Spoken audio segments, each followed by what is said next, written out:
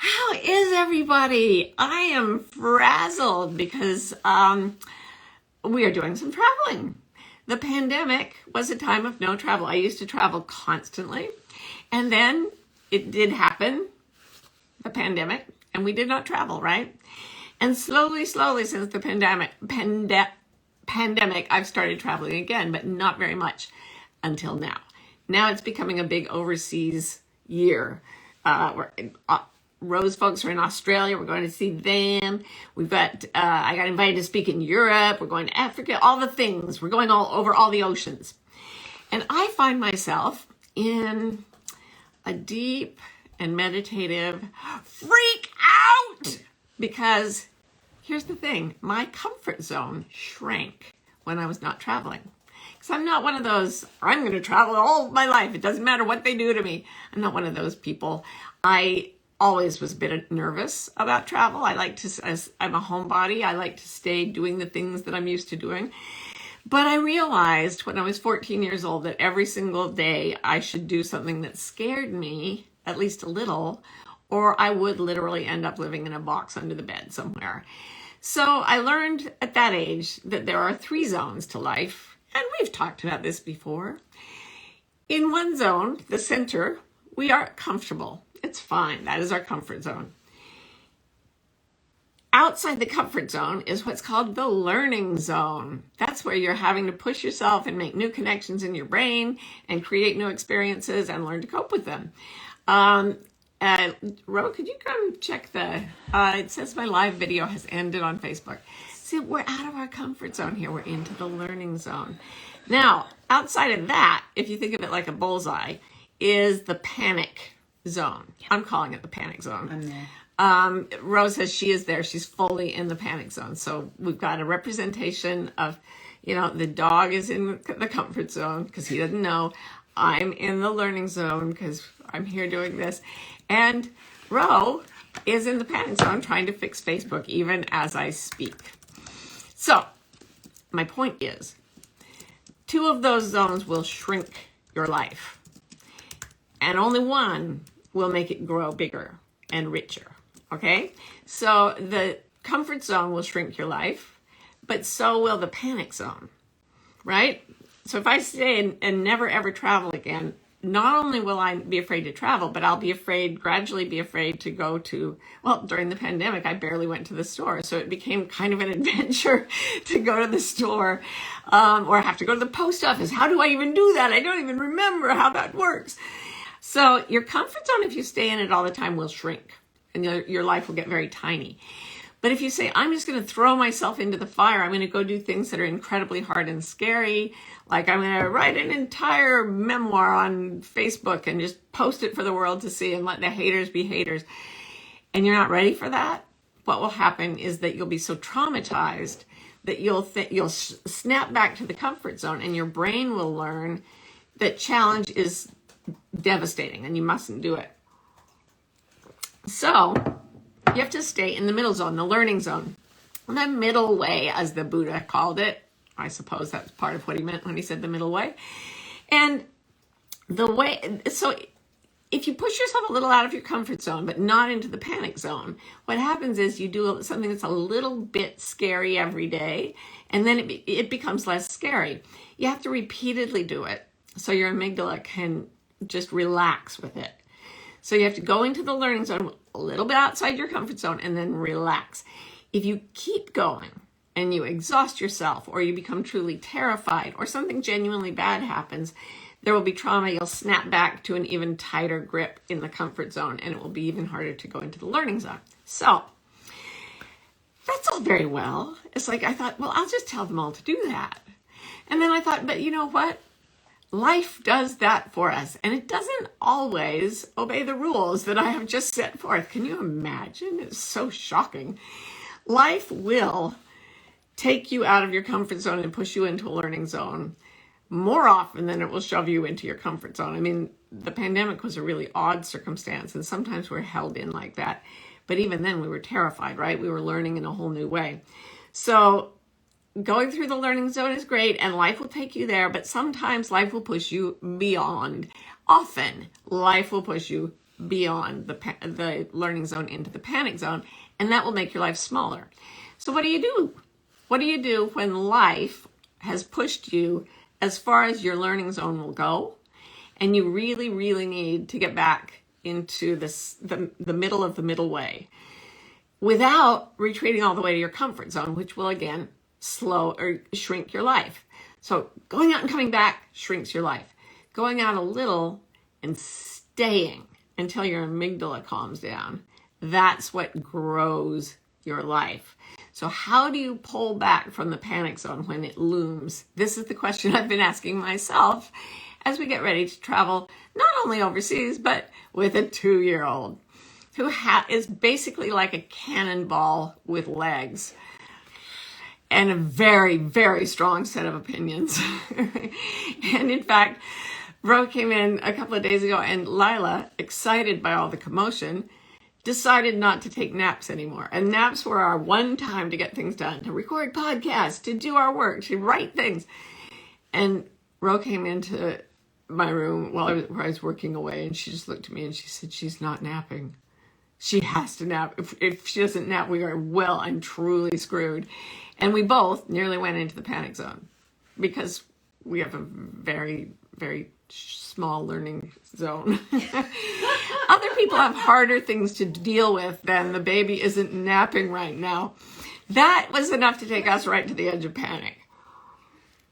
But we could pull ourselves back. And I've been in truly life-threatening, actually, situations. And I actually find this more useful when I'm really, truly needing it, even than when life in general gets difficult. So I started thinking, how do you pull back from the panic zone? And we were thinking about from pain to panic. What's the center? I kept thinking of these P words. So here's the thing. First, you need a safe person. As a primate, you are one of the few animals in nature that when you need safety will run first, not for a safe place, but to a safe person. And you don't need to have the Buddha or your best friend or your mother in the room. In fact, the person who comes to calm you will usually be yourself. And if you can connect with the self that is at the center of your consciousness, that sees all the other parts with calm and peace, that you can just calm yourself down using what I call kind internal self-talk. I've told you this before. You just say, you're okay, you're all right, you've got this, you've done this before, or you haven't done this before, but it will be okay. So you can be that person if it's your pure self. If you can't do that, you can imagine a person. And I was thinking about Viktor Frankl, who survived in Auschwitz, partly by imagining, very vividly imagining his wife present. And some guard would be screaming at him and it was freezing. But in his mind, he was talking to her. And he just kept talking to her. And he wrote that people in the camps who had a person in mind, they actually outlived people who couldn't do that. So you can use also audiobooks and songs, anything that has a soft, gentle voice. That's not only going to make you feel like there's a person with you, but it will actually it goes right through the vagus nerve. Calm human voices go through the vagus nerve, straight down to our hearts to connect and to the place where we can be most calm. So, a safe person in whatever form, you can make that happen. Next, it is nice to have a safe place. So, again, usually we're in safe places imagining that things could be dangerous. That is, if you think of most of your life, we're either sitting somewhere, as Byron Katie says, no matter what you do, you work and you always just end up sitting in a chair somewhere. So we're sitting in a chair, or we're lying on a bed, or we're walking down the street, and we're basically physically safe, but we're imagining what could go wrong. So try to reverse that negativity bias. Even in a dangerous place, imagine what could go right. Or better yet, don't imagine at all. Shrink it down to the actual moment where you're alive and stay alive. That's what your brain is built to do. So one of the most relaxed places for me was when I was skiing, when it got dangerous. At first I would tense up, which causes you to crash horribly. But if you're in a dangerous position, like you've just caught an edge and one ski is off the snow, you learn to go completely limp. And that will put you back, and the physics will just bring you back into a place where you can absorb the shock. I also learned this about getting injections and like dental work and stuff. I used to tense up and it would really, really hurt. But then I would get really, really relaxed by imagining that I was in a very, very special place where I could just focus on what was right around me, usually in nature. So make the safe place the inside of your mind in this moment. Either imagine a safer situation or be present in the situation as it is. Presence, presence, presence is what makes place happen. And then I thought, it could also help to have plants and pets, since we're on P words, because I walk out into the trees here in Pennsylvania, and I swear to God, they have an energy. They have a wisdom that just calms me right down. And so do my dogs. And so do even the birds and the chipmunks. When I used to meditate outside with the birds and the chipmunks and they would land on me, I would feel such a stillness coming from them. Even in their quick little motions, in their psyches was a deep, deep sense of presence and peace that calmed me down. And then a final P I thought about was permission. Because mostly when we go into the panic zone, it's when we want to react a certain way, but we don't have permission to do it. We want to sob, we want to shake, we want to tell someone how scared we are, and we hide that, we tamp it down. And what they found with people who go through trauma and do not allow themselves to shake or tremble or cry is that they get PTSD, where people who have permission to shake, tremble, cry, complain, whatever it is, vent. If you give yourself permission to offload your anxiety with those physical and verbal mechanisms, then it goes out and you can come back to presence. So you need a person, a place, a plant, a pet, or permission, any permission to let yourself be. So the permission, as you go into the permission, remember these things. Number one, lower your standards. The learning zone, if you're headed toward the panic zone, this is no place for high standards. That's why I do this live. I would end up perfecting it, and then I would never do it because I'd be too freaked out. So lower your standards, and suddenly you're back out of the panic zone into the learning zone. Ro came in after Lila had successfully learned to manipulate all the furniture in her room to try to open the windows and get out during her nap time. Ro just came in and said, yeah, she's not napping. She's never going to take a nap again. And she had lowered her standards of how her day would go, and it was working well. So surrender to whatever is happening, even if it's not what you wanted. Another thing is permission to self-regulate.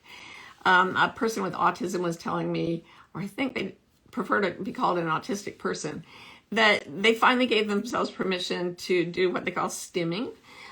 So there are a number of things that you can do, like shaking your hands is one. And all of us are on there's a very vast spectrum of how we self-regulate with stimulation.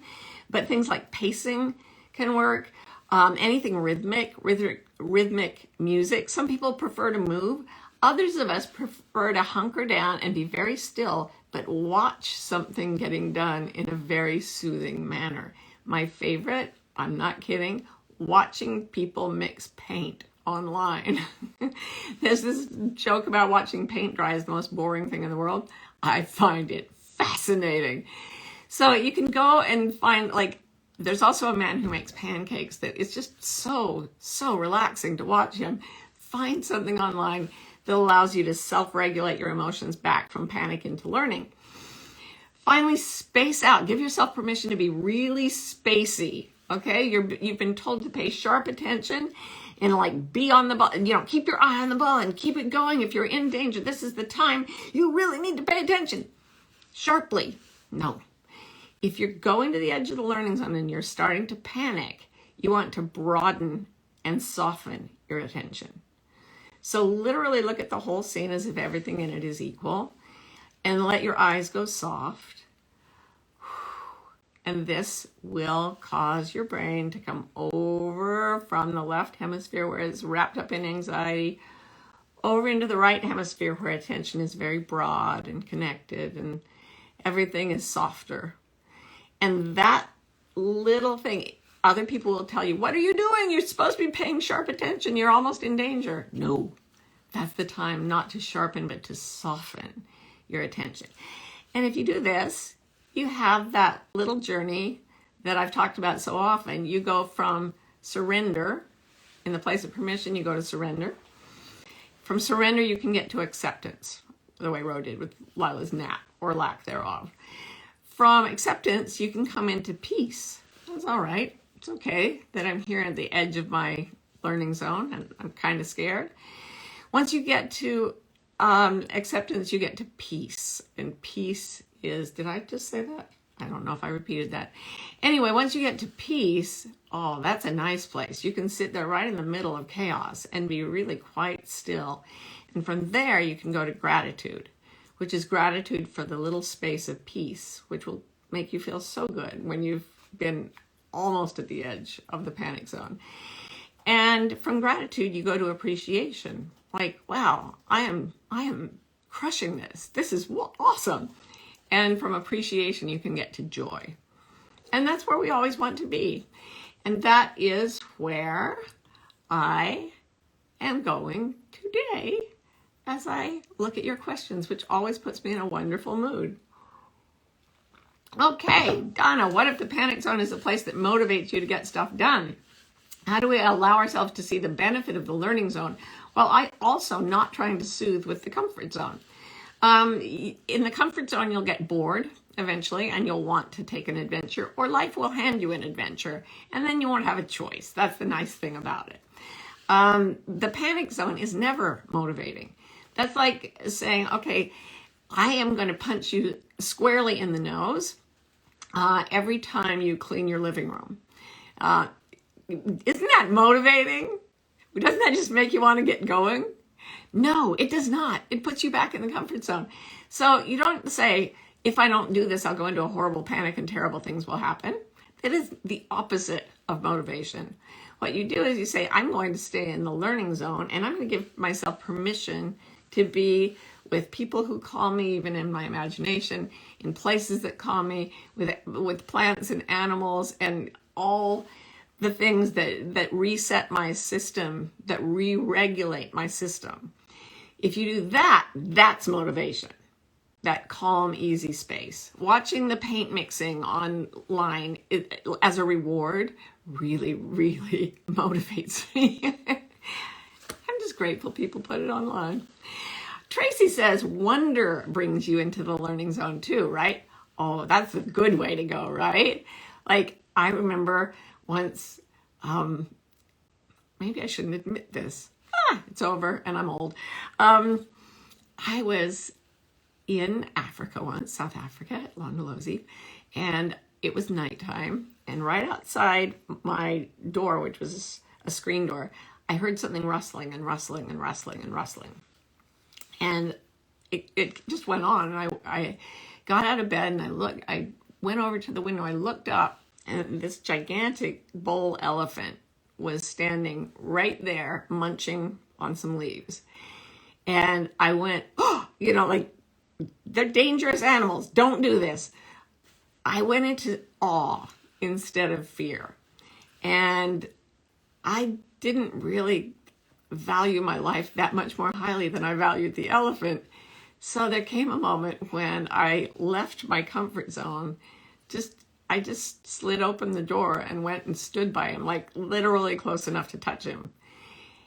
I knew he knew I was there. He seemed completely peaceful, and that's what I did, and I will never regret it because I lived that moment in such complete joy, like right there at the edge of too dangerous. Again, stupid thing to do. Don't do that. Don't do it.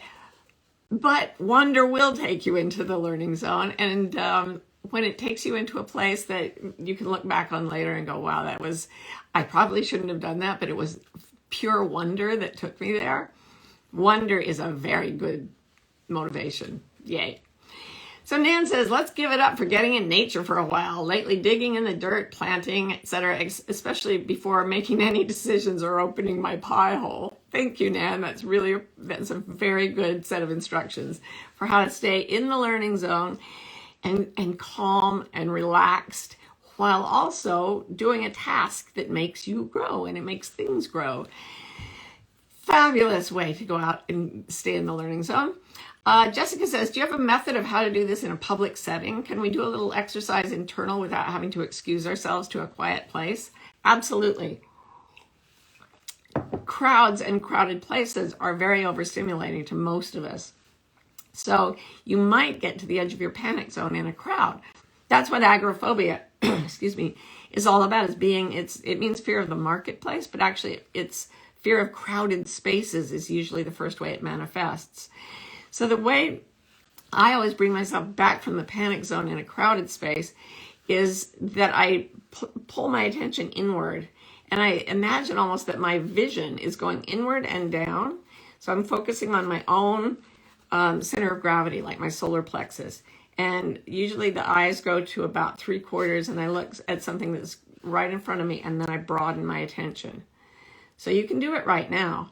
Look at whatever's in front of you. If you're looking at me on a screen or whatever, don't move your eyes, but allow everything else in your visual field to also come in by softening your attention, and then turn your perception inward to your heart and watch it beat, and then down to your solar plexus and just stay in the center. And that will usually create a little private space right in the middle of a crowded screaming horde. I've tried this at sports complexes and other crowded places, and it works like a charm. Steph says, sometimes the panic zone comes on so quickly without much time or space. Is there a way to stop the panic from coming? Or is there always panic associated with going into the learning zone? No, there isn't panic always associated with it. Usually, and it's really true, you want to head it off as it comes close. And if it comes on quickly, then you may just have an experience of relative trauma, whether it's a genuine horrifying trauma or just, oh my gosh, I almost tripped and fell down the stairs or something like that. There can be if you have that and your adrenaline's up, that's a time to immediately give yourself the comfort, the person, the place, the permission, the pets, the plants, whatever it was that scared you, pull back to your learning zone, give yourself permission to shake through the trauma, and you'll end up not having to go back to your comfort zone to be safe. You'll end up staying in the learning zone, allowing your amygdala to calm down with the knowledge of what just happened, and then notice that, oh, I'm okay. I didn't die. Kind internal self-talk becomes very important after a quick panic like that. You need to say, it's fine, look, I did it, I lived through it, and I've got you, self. We're okay. Kind internal self-talk. It's always helpful. City Lotus says, would something like watching the paint work if your panic zone means you go into freeze? I often go right into freeze and I don't know how to get out. Well, the same things I've been talking about will actually get you out if you can do it. First thing is to find that safe person or place. And if you're not in the physical proximity of them, you need to do it very energetically with your imagination. So there you sit in freeze and your brain is frozen for a little while.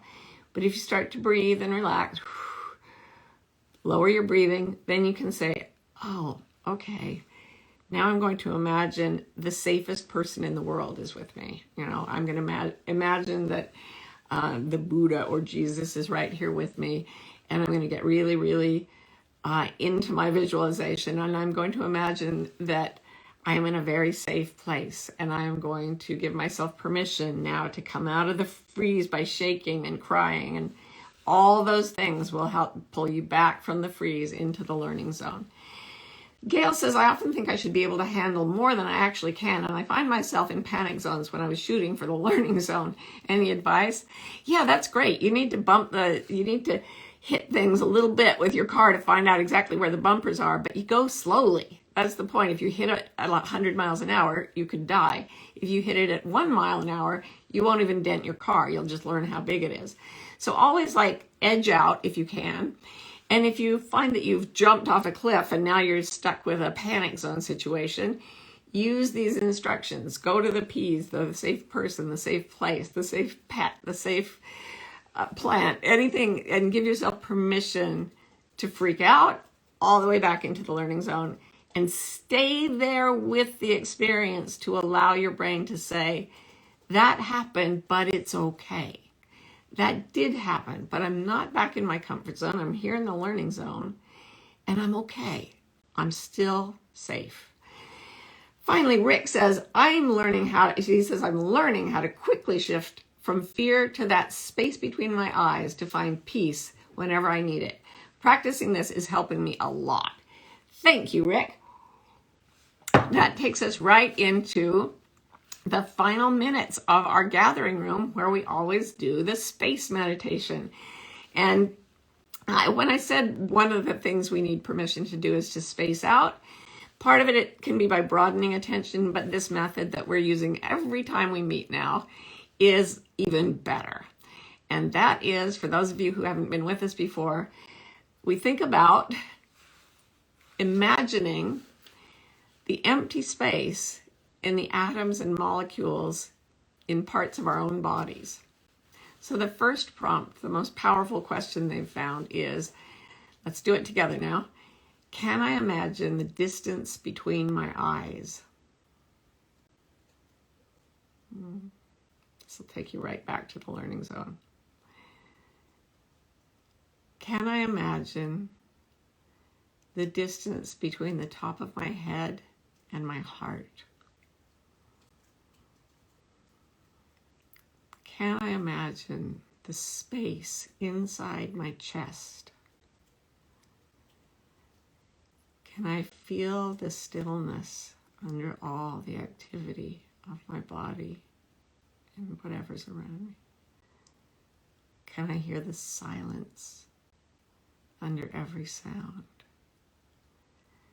Can I imagine the space inside every atom of my entire body? Can I imagine how that space goes on from within me to the edges of the universe without any disturbance? Can I imagine that I am always safe in this space?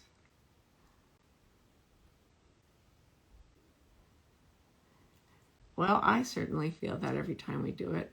I used to finish by cheering and shouting as I begin, but I find that when we do that meditation, it puts me in such a space of reverence and awe and gratitude for you.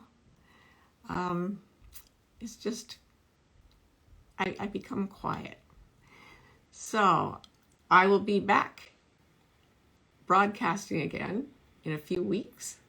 Until then, or if you're listening on the podcast after this, you will find that it picks up after a few weeks. And I just want to say to everyone, live or listening later, thank you so much for being here. I love you. The space that is within us connects us all, and we are all one. Mwah, mwah, mwah. Stay in your learning zone, not in your panic zone.